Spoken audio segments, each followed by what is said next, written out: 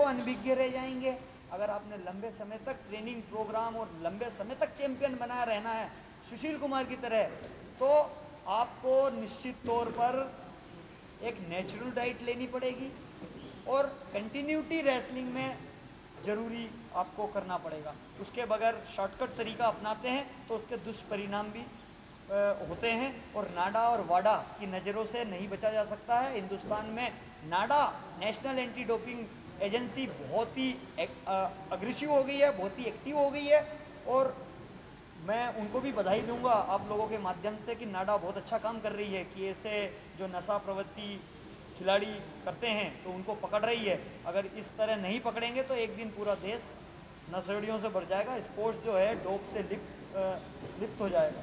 हम चाहेंगे कि जो हमारे दर्शक या जो नवोदित पहलवान हैं या शारीरिक श्रम वाले खेलों से जुड़े हुए हैं, जिनके पास तकनीकी मार्गदर्शन इस समय नहीं है, वो किस तरह की अपना डाइट रखें और किस तरह का अपना व्यायाम का करें, उसके बारे में थोड़ी सी सलाह। देखिए, ऐसा है कि आप डाइट, जहाँ तक डाइट संबंधित बातें हैं, तो आप कितनी कैलोरीज आप नष्ट कर रहे हो ट्रेनिंग में। आपकी अगर ट्रेनिंग नहीं हो रही है और डाइट आपकी पहलवानों वाली है तो वो भी आपको नुकसान देगी।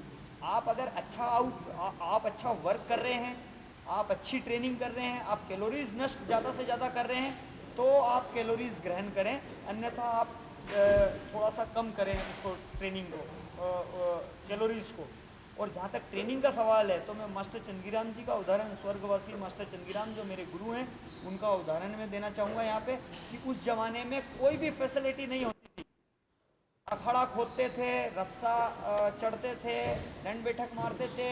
पहले ये अत्याधुनिक जिम की सुविधाएं नहीं थी, तब भी हमारे देश में ओलंपिक में मेडल जीते हैं खिलाड़ियों ने, वर्ल्ड चैंपियन में मेडल जीते हैं। मैं यहाँ पे जो युवा पहलवानों के बारे में आपने पूछ रखा है कि उनको ट्रेनिंग किस तरह से, जिनके पास फैसिलिटी नहीं है, तो मैं बता देना चाहता हूँ कि स्वर्गवासी मास्टर चंदगीराम जो पद्मश्री से सम्मानित हुए, एशिया के गोल्ड मेडलिस्ट हुए, उस ज़माने में किसी भी तरह की सुविधाएं नहीं होया करती थी खिलाड़ियों को। और उसके बाद वो जो बोरियां हैं उनको निचोड़ के अपनी ग्रिप पावर उन्होंने बढ़ाई।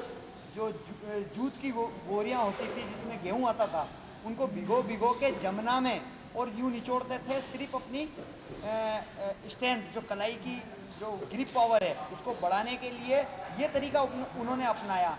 उठा बैठी लगाते थे, रस्सा चढ़ते थे, अखाड़ा खोदते थे, इस तरह की जो मुदगल होते हैं वो घुमाते थे, तो असली डाल के बैठक लगाते थे, पहलवान को उठा के दौड़ लगाते थे। हमने सुना है पंजे के बल पे भी वो शायद। हाँ हाँ, इस तरह की बहुत सी ट्रेनिंग है जो कि आज के अत्याधुनिक जिम नहीं होने के बाद भी खिलाड़ी करता है और चैंपियन बनता है।